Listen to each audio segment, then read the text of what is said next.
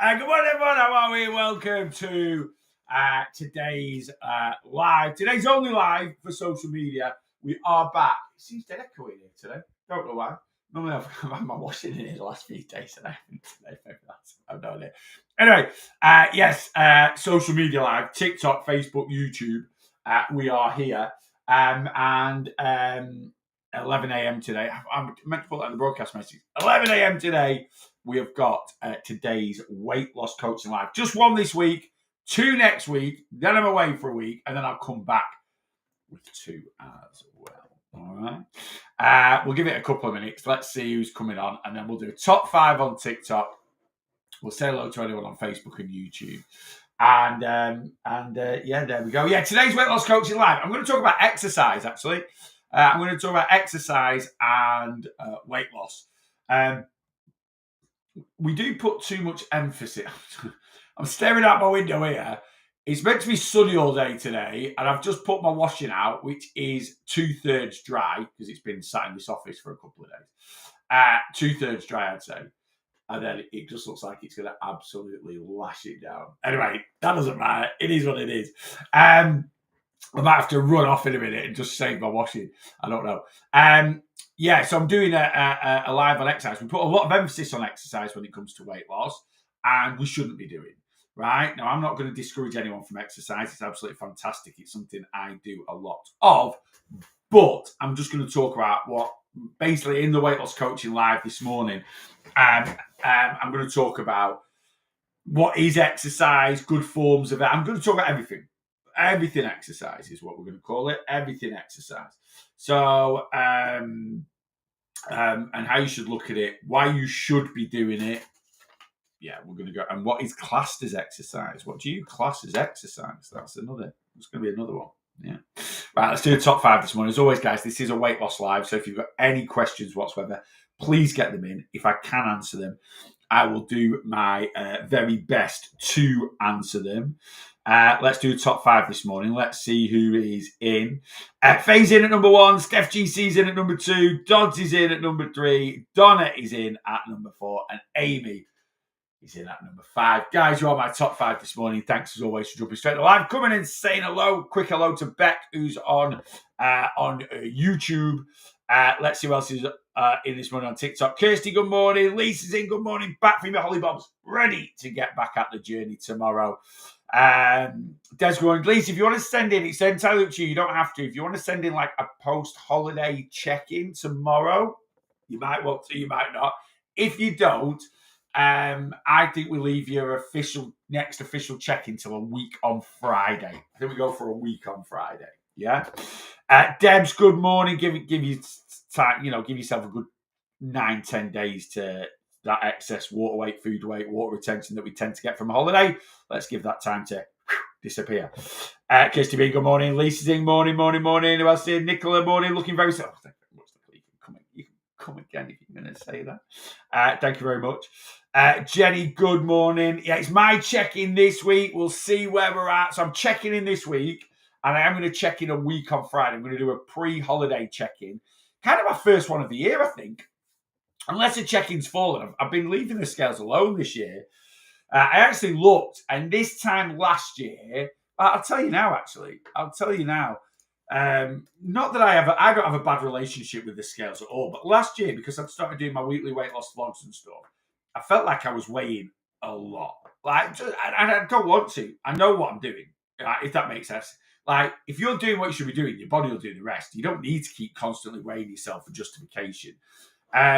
But yeah, last year, up until what I'm going to do this down. I'm going to be like, actually, you're weighing the same. Right, so last year, up until this point now, I had weighed myself 19 times, right, in 2024. Where we're currently at the moment, I've weighed myself 11, right? So I've weighed myself 11 times. So I've definitely stepped back from the scales a little bit. I'm trying to just weigh every couple of weeks. I was doing a monthly progress weigh where basically on the 1st of every month I was getting on the scales. The 1st of May, I wasn't here. The 1st of June, I forgot to weigh. Right? And then the 1st of July is going to be 3 days after my holiday. So I've scrapped the monthly weigh-in. I'm done with that. That is null and void now.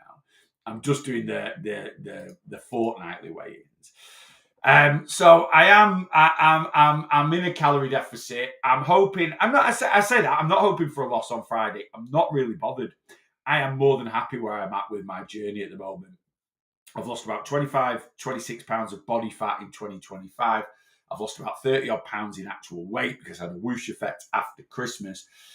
So to be honest with you, if I weigh what I weigh now going into Christmas, I am more than happy. I'm the lightest I've been for a good few years. So I'm more than happy. But if I get a loss this week, I am keeping my eye on the prize. I am sticking to a calorie deficit. So there's no reason why I shouldn't see some sort of loss on Friday. Same with a week on Friday, to be honest with you. When I get back from Benidorm, I'm going to go into a calorie deficit for 2 weeks when I get back, just to get rid of any holiday weight. Then I'm going to go into a maintenance phase until October. So I'm going to switch things around a little bit. I'm going to up my calories. I'm just going to up my calories through protein. I'm not going to up them through any more carbs or fats. I'm happy with that I eat. I'm just going to increase my calories by adding a couple of protein shakes a day into my diet. So I'm going to go from 2,600 calories a day up to probably around 3,000-ish. Now, don't get me wrong, that's still going to keep me in a bit of a calorie deficit. It's going to be a much smaller one than what I've been sticking to. So I'm going to see some little bits of weight loss, but I'm also going to have a few freedom weeks where I go over my calories and I'm not too bothered. So weight maintenance isn't about just sticking to your maintenance calories. Weight maintenance is about, I'm going to spend more time in a calorie deficit, in a calorie maintenance than I am really in a calorie deficit. So I'm just going to give myself a little bit more freedom here and there. So, most of the time when I've got nothing on, I will be sticking to a small calorie deficit where I'll chip away at a little bit of weight. But then, I am going to give, it might be like, for example, the 2nd or 3rd week of July, I've literally got 3 things on in a row over a weekend. I've got a friend's 40th.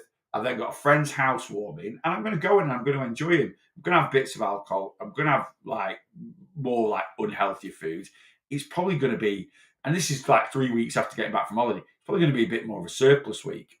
Right? It just is, but I'm not too worried about it. I'm going to give myself a little bit of freedom for sort of July, August, September. Got my birthday in September. We are tempted to go away for a couple of nights. We might do it here in the UK. We might go Sunday, Monday night. My birthday's on a Tuesday, I think, this year. And then we've got a week in Tenerife the first week of October. When I get back from Tenerife in October, then I'm going to go into a weight loss phase for 2 months running up to Christmas. There you go. That is my plan for the rest of 2025. That is where we're at. Whether it happens or not, we'll see, won't we? Monday morning. All about pharmacy. I'm struggling to eat 1 meal a day. Will this affect how much weight I lose? You'll just lose loads of weight. If you're overweight, that is, right? If you are overweight. Oh, let me do some good mornings on Facebook, by the way. Sarah Stevens, good morning.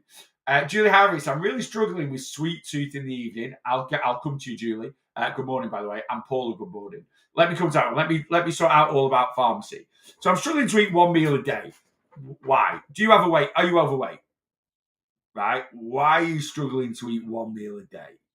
What's what I always just using logic. If you're overweight, you've not been struggling to eat before. So what's changed now? First of all, let's get into that. Right? Let's answer that one. Yeah. Let's see if that answer comes up, and then we'll delve in a little bit more. Right, let me scan down. Let me get through TikTok a little bit, and then we'll talk about Julie's struggling with sweet tooth in the evening. Macca, looking good, mate. Thank you very much. Very kind of you to say. Karen Hayes, morning all morning. Anna's in, morning everyone. Your face is looking very. Oh, God, stop it with all the compliments. I don't know what to do with myself. Thank you very much. Paula, good morning. Hi, boss. Can't believe I officially hit £100 weight loss this morning. Why are you weighing on a Tuesday, Stefan? Fridays. You know that. But congratulations, mate. That is a good target to hit. I know you do weigh a bit more often than than what I recommend, which is fine. Like I say, if you've got a healthy relationship with the scales and they don't affect your mentality, you can weigh every day if you want to. But that is a big milestone to hit. Is the old, you're 100 pounds is like 7 stone. Right, you're hitting that 7 stone loss marker. That's a good change. It's a good change. Yeah. Right, let's go in here. Jackie's in. You can really see the weight of. Oh God, you guys, what's going on a Tuesday morning? Everyone's just woke up with the compliments. Thank you very much. It's nice to see you so focused. It makes us want to do better too. Do you know what? Me and Rachel were talking about that. When me and Rachel first got together in 2015, I took my foot off the pedal because, new relationship, we're dating, we were going out for meals. I'd moved offices. I've talked about this before. I lost a lot of weight the first year of my weight loss journey. Second year of my weight loss journey, I still lost weight, but I lost like a stone over nearly a year. Well, about 8 or 9 months, something like that. And I always say I plateaued, and I didn't, but it felt like a plateau, basically. And at the time, I was fighting it in my head a little bit. Like, what's going on? What's changed? What's changed, Neil, is you've gone from being very focused to giving yourself some freedom. And there could be a couple of reasons for that. Maybe I was over restrictive in my first year. And the bounce back of that a little bit was I struggled to be as focused in the second year. Like I said, met Rachel, we were dating, we were going out for meals, we were going out for nights out around the village more. Because, we're introducing her to my friends, and then we were going over to Manchester and she was introducing me to her friends and stuff like that. I've moved offices and I've gone from being in a rural location with work to being in a town location, and there's butty shops and there's co-ops and all this, that, and that. And I was still eating healthy, but I wasn't as focused.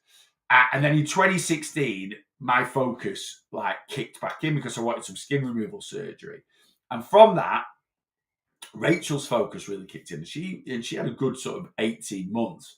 And then for whatever reason, my focus, then when I became a personal trainer, my focus slipped, right?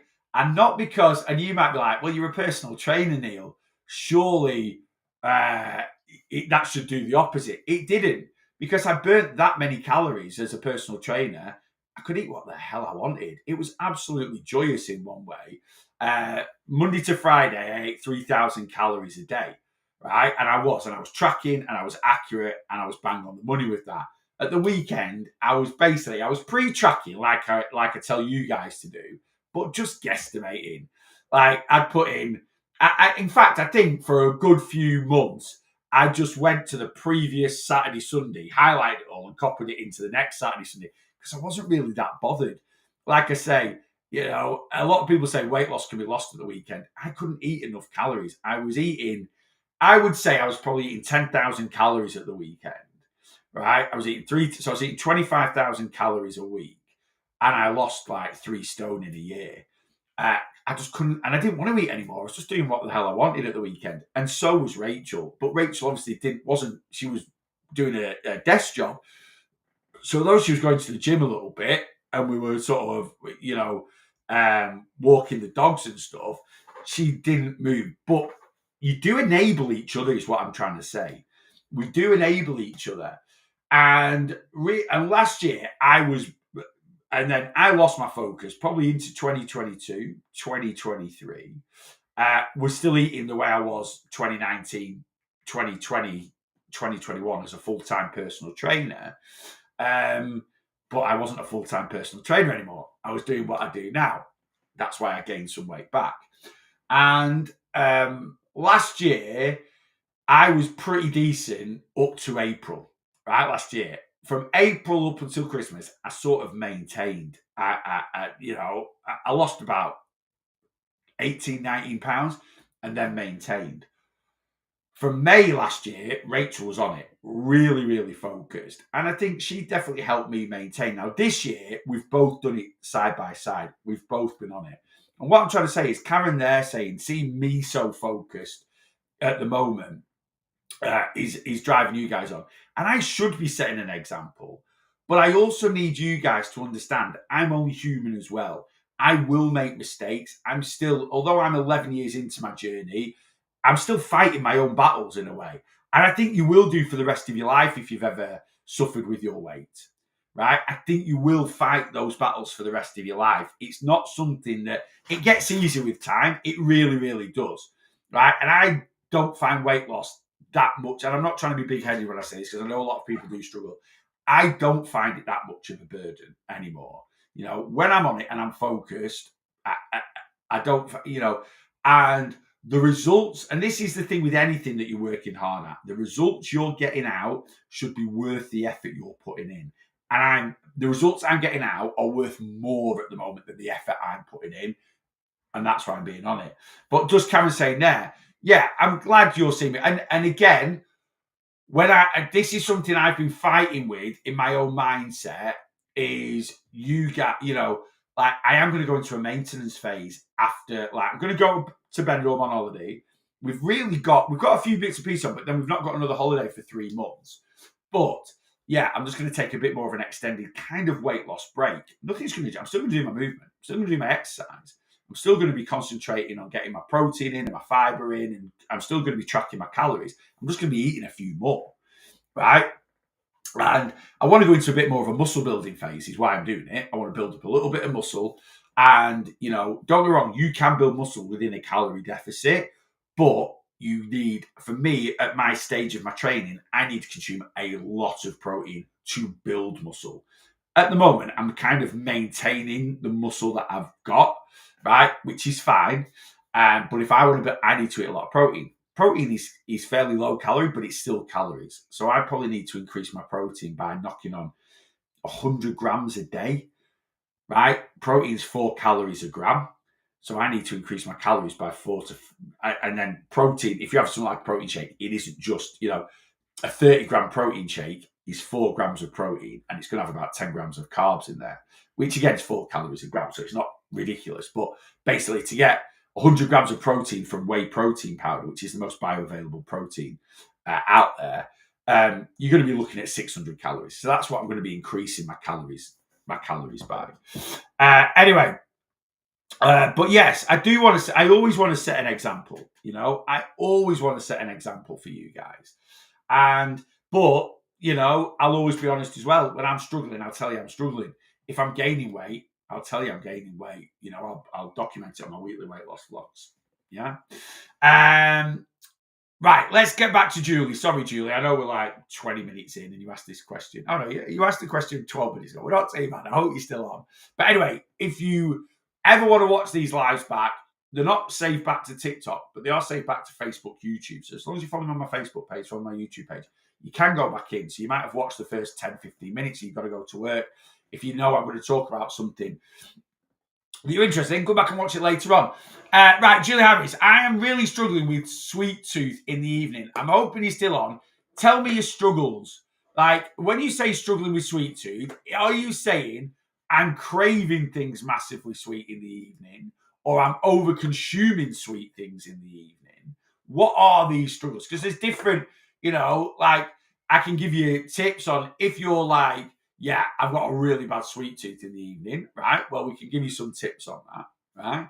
If you're literally like, no, I'm over consuming sweet foods in the evening, I can give you, but the way I'm going to go in for advice will be a slightly different tact, as it were. I mean, if Julie's gone and she doesn't answer, that's fine.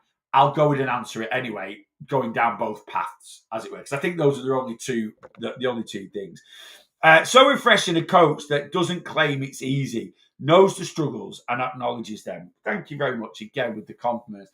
And it, you know, I think that's the thing with me. I don't, you know, I do have empathy for everyone, because I've been 37 stone and I'm currently like 18 and a half stone, something like that. And the honest truth is, if I've been 37 stone, that means I've been 35, I've been 33. I've been 30, I've been 28, I've been 26, I've been 24. And so I've been all different weights. But I've also seen how your life can dramatically change. But it hasn't been plain sailing for me. You know, I always wanted, I didn't always want, sorry. I would love, and I don't. If I could replicate everything I've done from February 2014 right? I would go back in time, but I could document it on social media, on TikTok, on Facebook, on YouTube, right? I would have done that, but I didn't. Because I'll be honest with you, when I went into my weight loss journey, I never expected to lose the weight that I've lost, right? When I went into my weight loss journey, social media wasn't really like it is now. Yeah, don't get me wrong, you had Facebook, you had Instagram, and I probably could have documented it, but it wasn't as big as it is now. It was big back then, but since COVID and stuff, social media's just gone on a whole new level, hasn't it, really? Let's be honest. So I could have documented it. And I did kind of document it in a way. If I go back through my Facebook, my personal Facebook account, there's loads of comments, there's loads of posts of me there. This is how much I weigh here, this is it, So they're all little snippets. But what I'm talking about is the way people document things now. It's a day-to-day thing, isn't it? Day 1, day 5, day 10, day 100, day 1058 of my weight loss journey. People really go in and actually properly show their lives on a day-to-day basis, What's your target weight, if you don't mind sharing? I don't want to come across rude. You're not coming across rude at all. Do you know what, Rachel? 958. I don't really have one. So at the start of last year, so basically, I'm currently like 18 stone 6, I think, or 18. I'm about 18 and a half stone, right? When I was personal training, I was about 16 and a half stone. So I was 2 stone lighter than I am now. And I've always convinced myself, right? And I've said this, if you guys have followed me since I've done the Real Lost Boss online, TikTok and that, I said this quite a bit in 2022, 2023, maybe even last year. I sort of said to myself, there's no way I'll be the same weight I was as a personal trainer because I don't move as much as a personal trainer. I have a good level of movement. And I think that was kind of a bit of a defense thing for me because if I didn't get down to that weight, the honest truth is you can diet down to whatever weight you want to diet down to. The difference is, where is the maintenance, right? And maintaining weight isn't just about sticking to a certain amount of calories. There's only so much we can control our appetite. Some people can control their appetite amazingly. Some people struggle. I struggle to control my appetite, not to the point of what I'm doing now. I found my healthy, sustainable levels. But to get, I can't move anymore. I can't move any more than I do now. Not with the job I do, right? So my calorie burn is as big as it's ever going to be. And as I lose weight, my calorie burn does drop. So I've lost a couple of stones since Christmas. So I probably burn 100 calories a day less than I did at Christmas. Maybe a little bit more than that. But recently I have started picking up like an extra spin class a week, which is extra, right? I have, but for what I'm doing now, 2 spin classes a week, right? And training weights 5 times a week, cross trainer 3 times a week. That's kind of where I'm at the moment, right?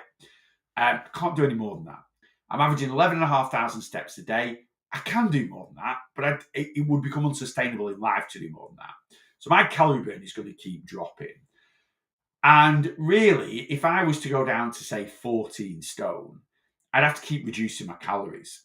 I think I say that if I was 14 stone, I think my maintenance would be roughly kind of what I'm eating now, maybe a little bit more. Maybe a little bit more. I know I say the average calorie burn drops about 50 calories a day per 100 per stone that we lose. For me, it's a little bit more because I'm a bit heavier. If you're a little bit lighter, it's a little bit less. So if you're currently 12 stone and you go from 12 stone to 11 stone, your calorie burn probably drops about 25 calories a day. For me now, it's about 75, maybe up to 100, maybe. Yeah. When I was about 16 and a half, between 16 and a half and 17 stone, I felt amazing. And when I say that, it's the best my joints have ever been. It's the best I've felt, like, personally in my own skin.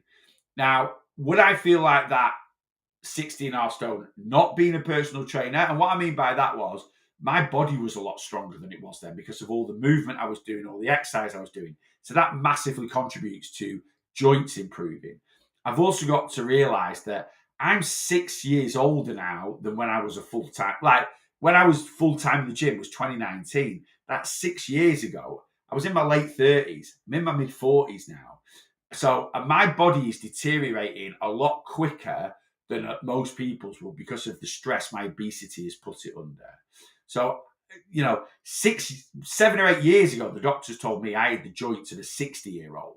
They're probably the joints of a 70-year-old now. When I get into my mid-50s, they're going to be the joints of an 80-year-old, but by then I will have had new knees, right? And new hips, probably. So when it comes down to goal weight, I'm not really, in my head at the beginning of last year, I wanted to be 18 stone. I'm only a few pounds above that now. And I am happy. Like, my joints are the best they've been for a few years. They're nowhere near as good as they were in 2019. But again, is that just aging process? Is that just my joints deteriorating anyway? Because they are at a rapid rate of knots. My arthritis I can feel it getting worse. So, in all honesty, I would like at some point to get down to my personal training weight as I am now. That is kind of in the back of my head, right? And really, I probably need to get down to that weight for having my new knees, right? I might even need to go a little bit. Look, at the end of the day, I need 2 new knees. And that's what I'm working on at the moment with the NHS. And I'd like to get them done next year if possible. And if they literally say to me, look, we need you to be 15 stone before we do your new, I'll get to 15 stone.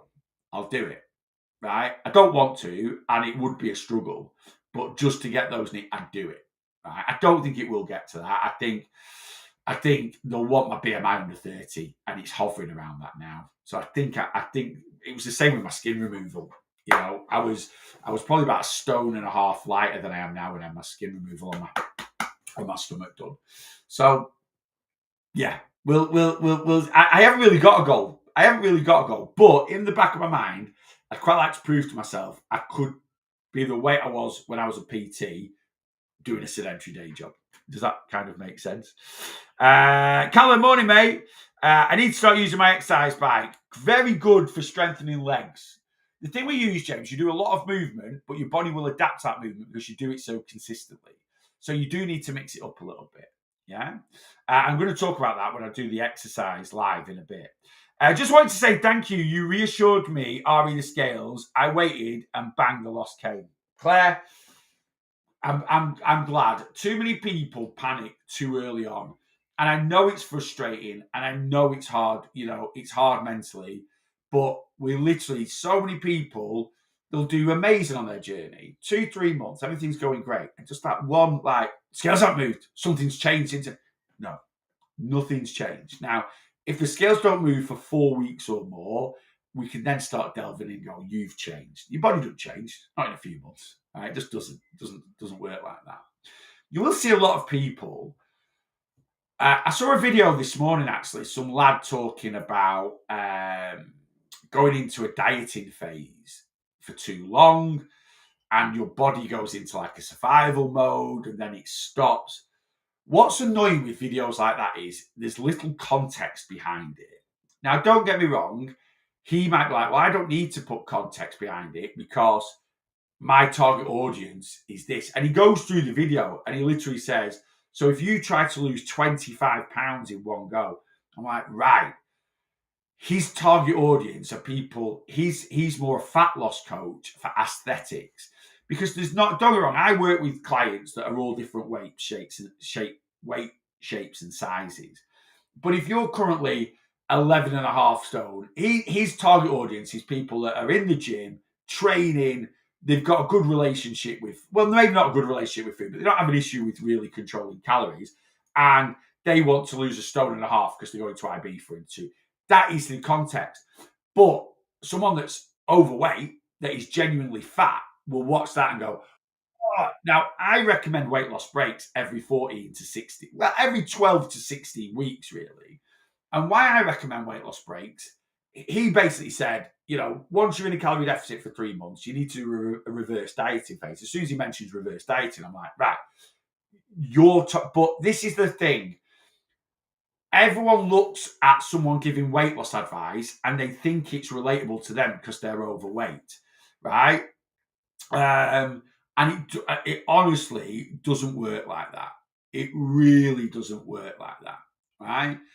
If you're fat, right, like don't get me wrong, not many people are like I was, but if you're currently like if you're verging that obese into morbidly obese scenario, right, then you don't need to worry about your body going into survival mode. Your body goes into survival mode, which is basically what we call metabolic adaptation, where the body will start to slow its metabolism down and you'll start to adapt to the calories that you're giving it when you haven't got excess stored energy, right? So I do have clients that come on board that are 10 and a half, 11 stone. And I have to change my tact with them a little bit. I have to put them in smaller calorie deficits. I have to, coax them slightly different than someone that might come on board that's 25 stone, right? Because if you're 25 stone, your body will never go into survival mode on a weight loss journey, right? Until you get to a point where the body's happy with the fat you've got, right? You're 25 stone, you are carrying at least 160 pounds. Again, height, sex, age might change this. If you're 25 stone, you're carrying at least 140 pounds of excess body fat, right? And you can crash into a 500 calories a day and your body will never get metabolic. Why? Because your body's never in a calorie deficit. Calorie deficit is how we describe consuming less calories than you burn. If you burn 3,000 calories, if you're 25 stone and you burn 3,000 calories a day and you eat 500 calories a day, your body still gets 3,000 calories. It gets 500 calories. It doesn't quite work like this, but basically it would get 500 calories from the food you eat, and then it would get 3,000 calories, 2,500 calories from stored energy. Bang, your body gets you 3,000 calories. If you are currently 11 stone and your body fat percentage is pretty low, you have to have fat in your body to be healthy, right? You have to, right? All these people, I've got a bit of a muffin top, I've got, a little bit of love handles, you need to have body fat, right? It's how we regulate hormones, it's how we absorb a lot of vitamins and minerals into the body. It's an insulator, certainly around the midsection, if you're female, for your womb, for getting pregnant. It's a protective mechanism. All our vital organs are in this area, which is why we store a good amount of body fat in this area to protect them. Just falling over and landing on a bit of a tummy, right, will protect your organs a little bit. So you do need some body fat. And it's when you want to push past what the body classes as healthy body fat is when you need to worry about metabolic adaptation, switching things up a little bit, going through, having a dieting phase for 12 weeks, then going into a maintenance phase for a month. And if you're following me, the majority of my clients, I'm not saying this is the same for all my clients, the majority of my clients have a quite severe weight issue, and you don't need to worry about that. And why I'm calling this out is because you might see some people online saying, now don't get me wrong, I promote a weight loss break. The reason I promote a weight loss break, you just need a break from life, right? Weight loss should be part of your everyday life, just like going to work is, just like sorting your kids out is, right? And you need a break from that, right? You need to switch off for a week. It kind of reinvigorates you. I'm ready for it now. I'm absolutely on my bum at the moment, mentally, right? And I'm not, when I say mentally, I'm not struggling with my mental health. I'm not that. I just need to switch my head off for a week, right? Because I just need a break from what content I'm recording. What am I doing here? Writing plans, doing this. I love it, but you need a break, you need a break from everyday life. Anyway, I just wanted to touch on that. So you never think that, if you're overweight, you can go into a calorie deficit for years, right? And as long as your body fat percentage is classed as excess energy, excess stored energy, you don't need to be worrying about reverse dieting or affecting your metabolism. Anyway, right, let's do Julie now. She's not, I did ask a couple of questions. She's not replied, so maybe she's busy at work or she's gone, so she might watch this back. So let's say you're struggling with a sweet tooth in the evening. I'm going to go down two routes. Number one, you have high sweet cravings in the evening that you can't control. Number two, you are overeating sweet things in the evening. Right, first of all, high sweet cravings in the evening. Very, very common, right? two reasons. Well, a couple of reasons, maybe more than two, really. Let's have a think. Right, one reason why our sweet tooth increase in the evening, our blood sugars drop as we get tired. So as our blood sugars, so when we eat food, right, any food, our blood sugars raise. If we eat carbohydrates, they raise the most. But anything we eat, if you just eat proteins and carbs and don't eat, just eat proteins and fats and don't eat carbs, your blood glucose still goes up a little bit, right? It just doesn't go up as much as if you eat a carbohydrate, right? And then when you eat something, your blood glucose goes up, your body releases insulin. That takes the blood glucose into your cells, brain, liver, and skeletal muscle to be used as energy. Perfectly natural process from the body.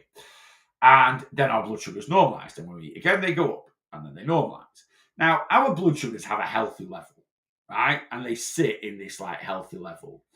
And that's when they normalize, they come down into like when we say a healthy level, we'll just cut. So when they raise from eating food, that doesn't mean it's unhealthy. If our blood sugars sit in a raised level, like if they're up like anything over 5, right, you're pre-diabetic, right? So if you get your fasted bloods done, it's come back as like 5.75, you're pre-diabetic. If you're constantly sat at like 6, 7, you're diabetic, right? Because you've got elevated blood sugars, which means you're insulin resistant, right? But raising blood sugars up to, way above what we would class as like a healthy resting fasted level is fine, right? That's just part of eating. Obviously, if you are diabetic, that's something you might need to watch. But if you're not, you don't need to worry about it.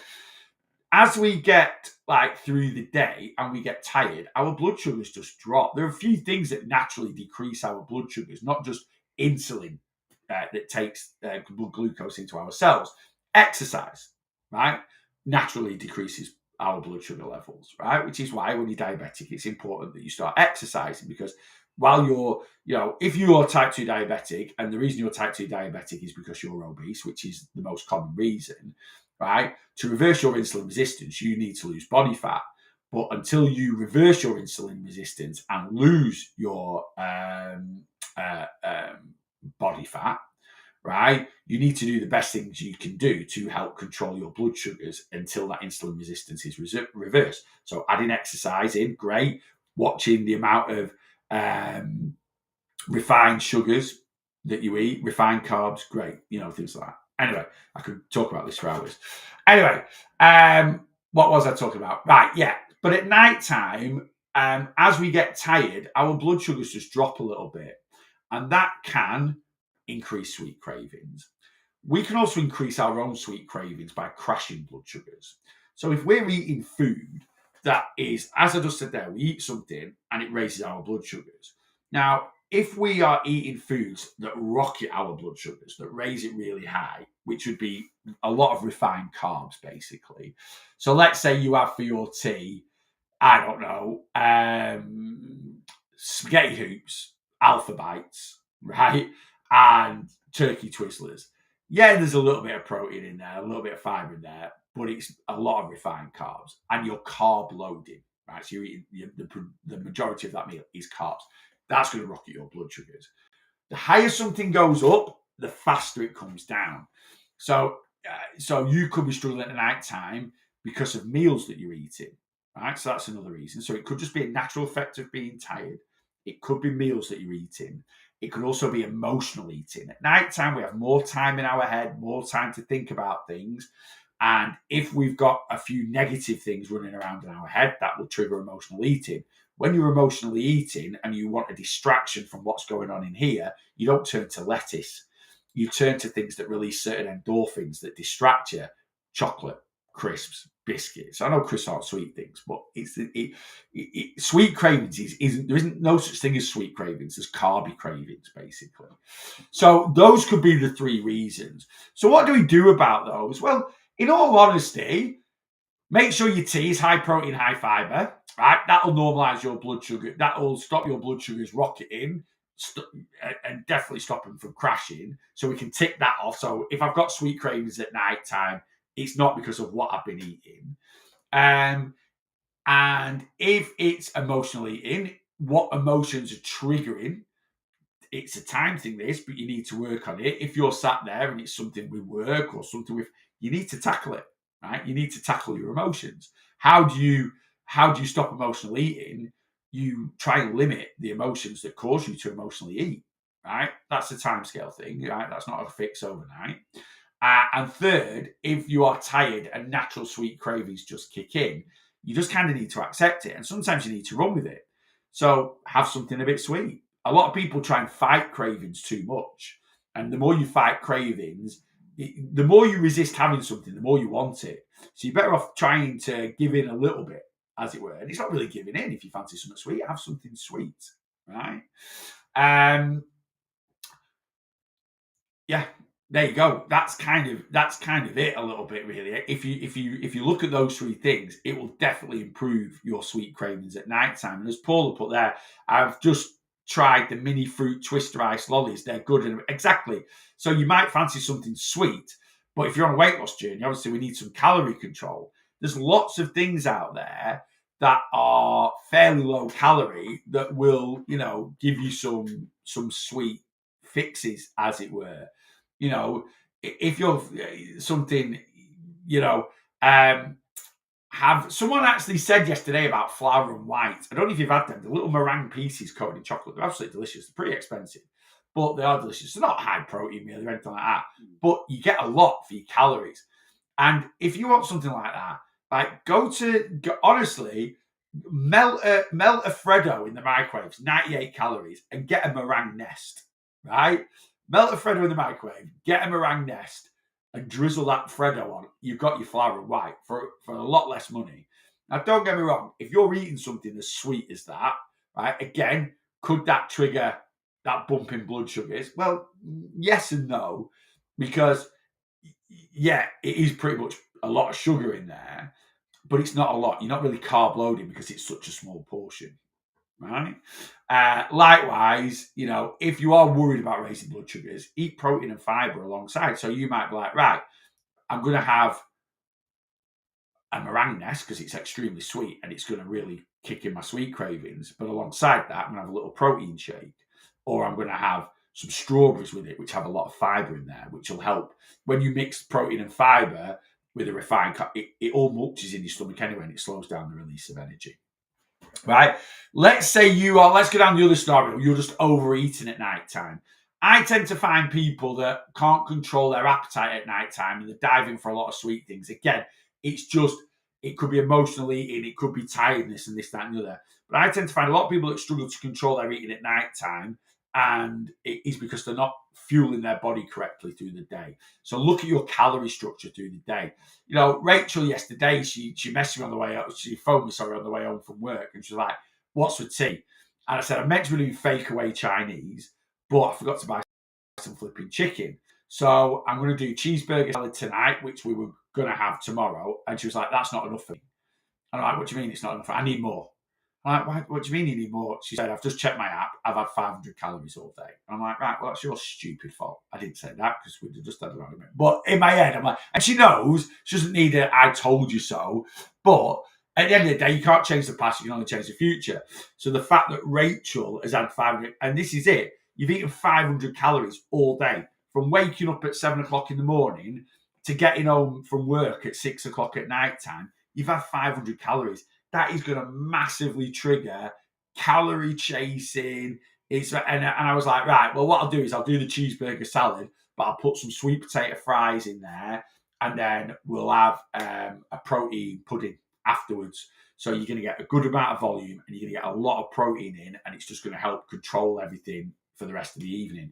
So we had like literally 70 grams of protein with our tea, right? There's fiber in the sweet potato, there's fiber in the salad and stuff like that. And we were absolutely, that's it. We didn't eat anything. Well, actually, I demolished a punnet of cherries. Rachel was going to help me out with them, but she fell asleep, so she missed out on them. So, yeah, fueling your body throughout the day. Have a look at your calories. Make sure you're not calorie chasing at night time. And at the end of the day, if you fancy something sweet at night time, enjoy something sweet at night time. Just do it in a calorie controlled fashion, and then maybe a couple of times a week, do it in a slightly less calorie controlled fashion. Right? Sometimes we're too restrictive with what we eat. How does depleting testosterone affect muscle building? Thank you. How are you depleting testosterone? you can't really deplete testosterone in a way. Now, if you put how much does depleting testosterone, are you thinking you're purposely depleting your testosterone, or have you got issue? You're going to the doctor at the moment, you've got low test levels. How does that affect muscle building? Massively, in a way. Like, there are certain foods we can eat to increase our testosterone levels. Good amount of protein, good amount of carbs in the diet. There are certain foods that, like, don't get me wrong, it's not going to turn you into flipping someone that's, taking performance enhancing drugs. But our diet, just eating a healthy diet, lots of greens, as a male, this will work for a female, but obviously females have very small amounts of testosterone anyway, because it's a male sex hormone, right? But the only thing that depletes our testosterone is age over time, and it doesn't drop.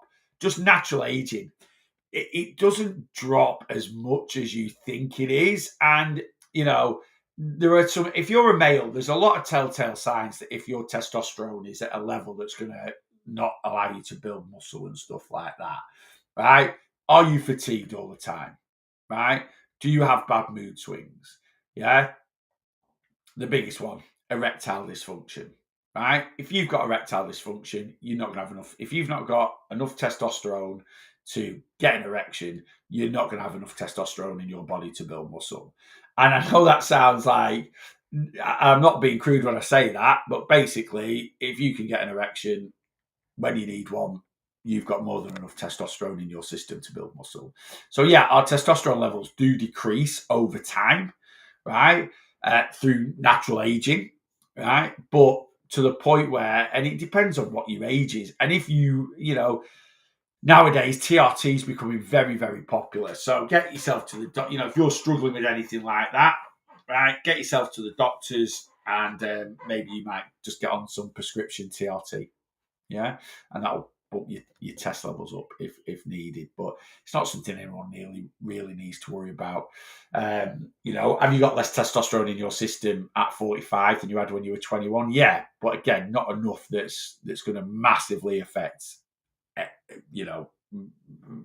like, depend on where you want to take your muscle building to, as it were.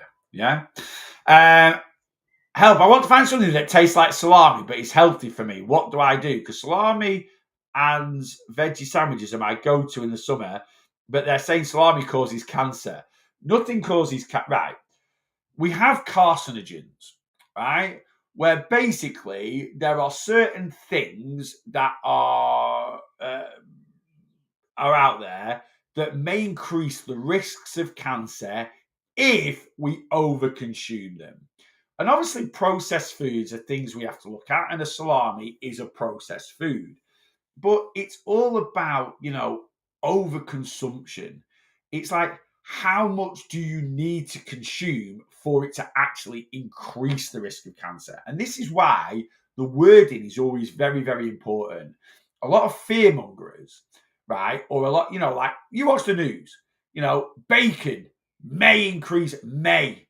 Remember that word, may. No one's ever said salami will give you cancer. Bacon will give you cancer.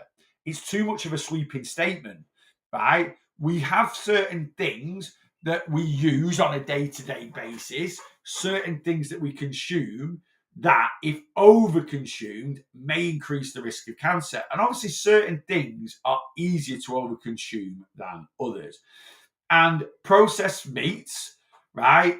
Whether that's certain bacon with nitrates in it, your salamis, your things like that, yeah, if overconsumed. But we have to understand this, there's a threshold of harm. Years ago, probably about 3 or 4 years ago, aspartame, which is a common artificial sweetener, was put down as a class 2 carcinogen, right? And everyone jumped on the bandwagon. It causes cancer. It causes cancer. No, it doesn't, right? Now, overconsumption of aspartame, there's no human trials. There's only trials in rats, right? And we're not rats, right? But the study out there would say that for aspartame, right? So let's say Pepsi Max has aspartame in it, right? where's the threshold of harm? Well, it's around about 100 cans a day for years on end, right? So if you start drinking 100 cans of Pepsi Max today, right, 100 cans a day, and you do that for the next 10, 15 years, there is a chance that will increase your risk of cancers, right, of certain cancers. But what is the likelihood of anyone doing that? Yeah. We've got to stop. Now, don't get me wrong, consuming a lot of salami, right, the fact that it is classed as a carcinogen, the more worrying thing that's detrimental to health about overconsumption of salami would be the amount of saturated fat that you are consuming, right? And maybe calories as well. Do you have a weight issue? So what are you put there, salami and veggie sandwiches are my go-to. How much salami are you consuming on your sandwich? 2 or 3 slices, right? Or you can consuming 4 packs a day. So it's all about threshold of harm, right? And this is what it's called context, and a lot of people don't understand it. People are panicking about drinking a Diet Coke when, do you know what else is a class 2 carcinogen? Your mobile phone. How many people are sat now watching me on their mobile phone?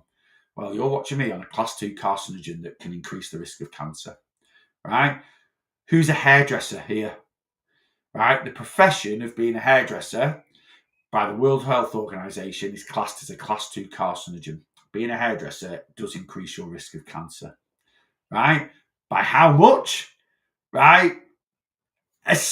Hardly anything. It's just, and why hairdressing? Because you're working with a lot of dyes, peroxides, different things, right? That could just, if slightly inhaled, might do it. Am I telling you to stop being a hairdresser?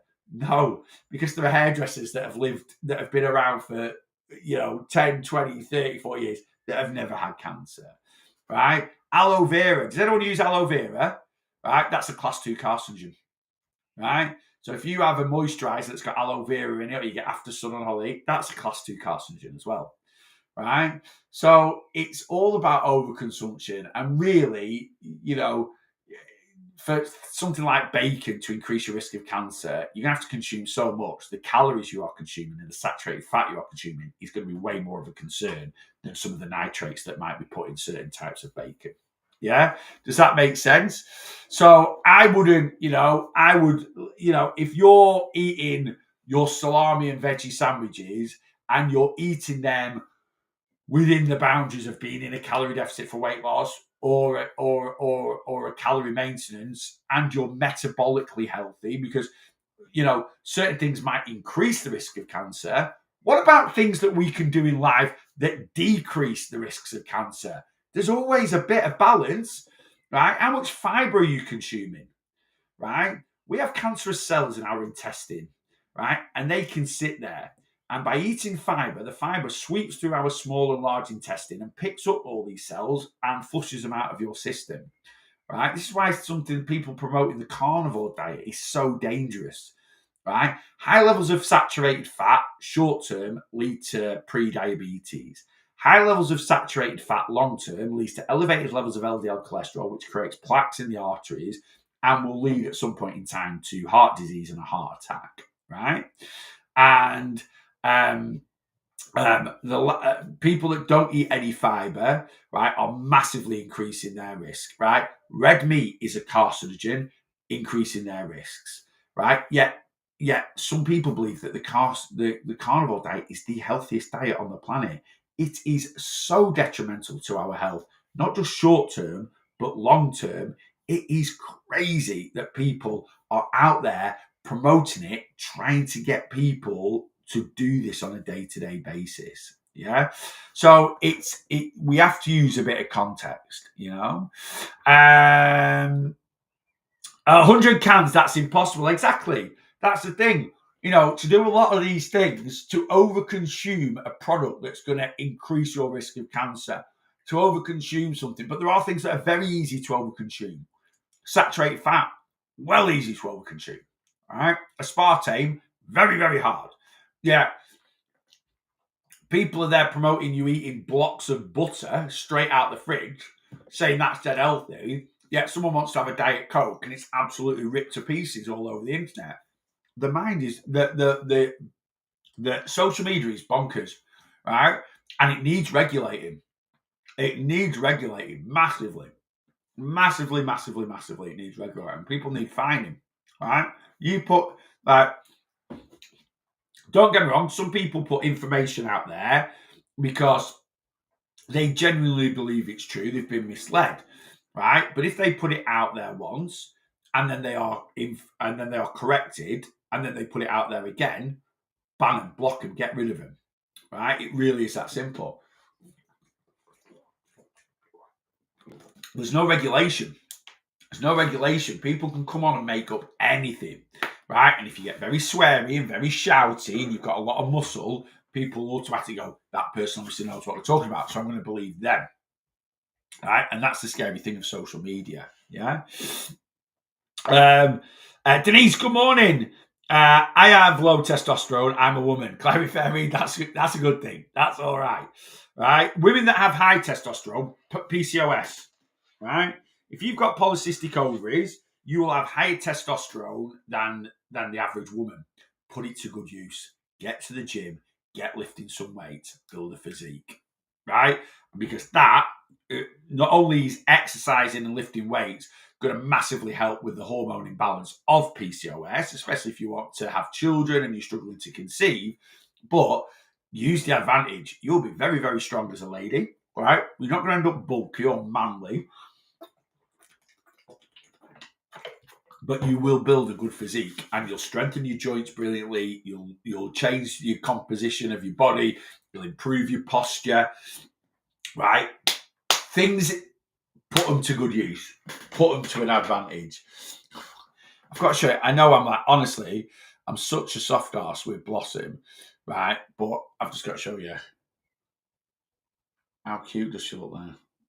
That just, like, she's absolutely, I think she's kind of like, she's just chilling her beans. But honestly, she makes herself some little nests and she's such a good dog. She really, really is. Proud dad, dog time. Anyway. Right, let me, mine is menopause related. Right, yeah, but again, a woman having low, don't get me wrong, a woman out of sex hormones, 100% sex hormones, right? Females should be 85% estrogen, right? 85% estrogen, 15% testosterone. If a woman's got a bit more of a hormone imbalance, could that cause us some issues? Maybe. I don't actually know. But really, women should have, if they have lower than standard, because women do have a little bit of testosterone, just like men have a little bit of estrogen, right? But, obviously, if men have higher levels of estrogen than they should, I do, right? I've always had that, and it's just from my obesity. I've massively, and I've said this before, when I was overweight, I couldn't really grow a beard, right? My voice was a lot lighter than it is now. Couldn't really grow a beard. Didn't really have any body hair at all. And you'll see that with a lot of men that are overweight when they grow beards. The beards look very, very wispy, like a cat would lick it off, right? Or they won't have the proper bits here. It looks like bum fluff, basically, as we call it. I'm not saying that's the same for every overweight male, but quite a lot of overweight males, especially younger ones, and it's because their estrogen levels are very high due to their obesity, and their testosterone levels are very suppressed due to their obesity. Can that happen the other way around in females? I don't actually know, to be honest with you. I don't know if obviously obesity causes hormone imbalances. Can it suppress estrogen? Yeah, well, yeah, actually, I do know it can, because a lot of overweight females can struggle to get pregnant, right? And that's because, if one sex hormone drops, then the other would increase, So yeah, it's women can get testosterone-based HRT if they're right. Okay, so yeah, again, it would, although women have a very low amount of testosterone in their system anyway, hormone imbalance, and then certainly if your estrogen levels are taking over, it is still classed as a hormone imbalance, and that's what HRT is. It's hormone replacement therapy. It's trying to bring balance to the force, as it were. Right, let me. Hi Neil, what advice do you have to break a plateau? Such a common question, this one. Laura, how long's your plateau been? Right, that's always my first question. That is always my first question. Right, let me scan down through TikTok. I'm going very, very shortly. Mars ice creams are a game changer. Absolute top tier for a sweet treat. 140 calories, and they are umptious. Yeah, absolutely banging. And that's why I put things like them wafers on the other day. I get a lot of comments. They're not new. They've been out ages. No, the Neapolitan wafers. I get it. I've been out a long time in Aldi, but they've changed them. They took the chocolate off the outside. They probably charge the same. So I'm like, for me personally, by taking the chocolate off the outside, they're now 40 odd calories less. Better calorie control.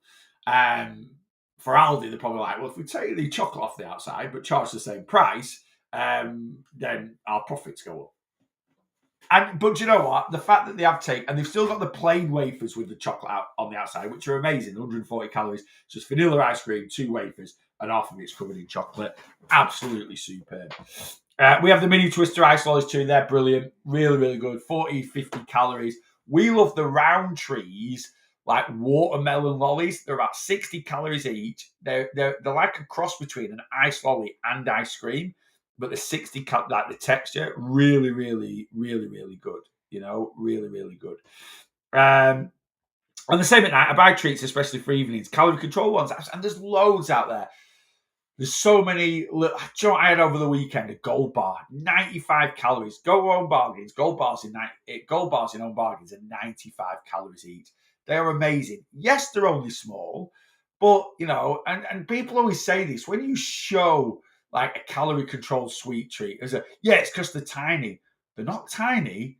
They're enough, right? When you look at something that's 100 calorie sweet treat and say it's tiny, that's the reason why we have a weight issue. Poor portion control, because we don't want that little bit. We want the big block. But you know, if you're eating something, if you're eating chocolate because it's an emotional eating thing, yeah, you're going to want more than a bar. If you want something that's a sweet treat because you just fancy something a bit sweet, yeah, then all them little 100-calorie bars, Kit Kat, single finger Twix, Gold bars, Rockies, all these things that are like between 80 and 110 calories are absolutely perfect just to satisfy a little sweet craving. At Christmas, Ali had a snowman. They're amazing, Steph. Oh my God, they're so good. There's snowman and reindeer ones. Yeah. Ali had a snowman ice cream lolly thing for 60 calories and it was lovely. The reindeer, and it's like the reindeer one was like the face of the reindeer was, I think, white, so that was vanilla ice cream. It had a pink nose, which was strawberry ice cream, and then it had like its sort of face bit here was brown, which was chocolate ice cream, and I think its ears were brown, and then it had little chocolate chips in it. And then the snowman one was similar. Yeah, they're amazing. Yeah, we send them all the way around. They're so good. I find bananas really raise blood sugar. They do, yeah. They're a very bananas are a fast digesting carb. Amazing pre-gym. Amazing pre-gym. If you're a bit peckish before going to the gym and you want a massive energy boost, especially if you're training at night time and you don't want to eat or have something caffeine based because you know it could affect sleep patterns, get a banana down you. They digest anything that any carb that digests quickly is what raises blood sugars high. Yeah, basically. So you refine carbs, but bananas, yeah, really, really, really, really, really, really digest very, very, very quick. I really like the Dreamy bars from Aldi for a sweet treat. Superb. Dreamies, are they Milky Way? They're the Milky Way dupes. Yeah, really, really good. Really, really good. The drumstick ice creams from Aldi and Ice, see, they're all coming out, and they're basically all these ice creams that are fairly low calorie are high in sugar, which is why they tick the sweet treat box. Sugar is very low calorie; it's 4 calories a gram. So if you've got an ice lolly and it's got 15 grams of sugar in it, which isn't a ridiculous amount, by the way. If you've got an ice lolly and it's got 15 grams of sugar in it, the ice lolly is going to be 60 calories. And what you'll find nowadays is a lot of the ice lollies there'll be no added sugar. They'll have, like, say, your artificial sweeteners in and stuff like that. Really, really good. Is sugar bad for you? No, nothing's bad for you. It's about overconsumption. right? So there isn't what you could go now and have a full fat can of Coke, 36 grams of sugar. Does it have a lot of sugar in that one product? Yeah. But the RDA for free sugar in a day is 45 grams. So if that's the only free sugar you have in a day, it's not detrimental to your health whatsoever. So nothing is bad for us. Nothing is sent from the devil. Nothing poisons us. It's all about overconsumption. Right, guys, I have got to go. We've got the weight loss coaching live in an hour and 20 minutes. I'm going to set it up. We're talking exercise today, 11 a.m. If you are wanting to watch that, you need to come and join the community or sign up to the one-to-one plan, and you can then come and get involved. So we're talking all about exercise. I will send the Zoom link out, peeps, like 5-10 minutes before I'm going to start, so like 5 to 11. I'm going to go make some breakfast. I'm having eggs and yogurt for breakfast. I'll film it and put it on me TikTok and my reels. Plate up my weight loss breakfast with me. There we go. So hopefully I will see you at 11 a.m. If you want to join my community, you want to come on plan, TikTok profile, click on my link tree. There's a little shop now in my link tree. Click on either one-to-one plan or community. Get signed up and I'll see you at 11 a.m. Right, I'm not on again today, but I'm back tomorrow. This week's Everything Weight Loss Zoom community session is tomorrow night. So I will do a social media live tomorrow morning, same time, 8:30 till about 9:30. So if you aren't in my community or you don't follow them or on my one-to-one plan, I will see you in about 24 hours. You guys, if you're free, I'll see you in just over an hour. TikTok, I'm signing off to you first. Have a great Tuesday, whatever you're doing. And then Facebook, YouTube, exactly the same. So I'll either see you in just over an hour or I'll see you in 24 hours. Have a great Tuesday.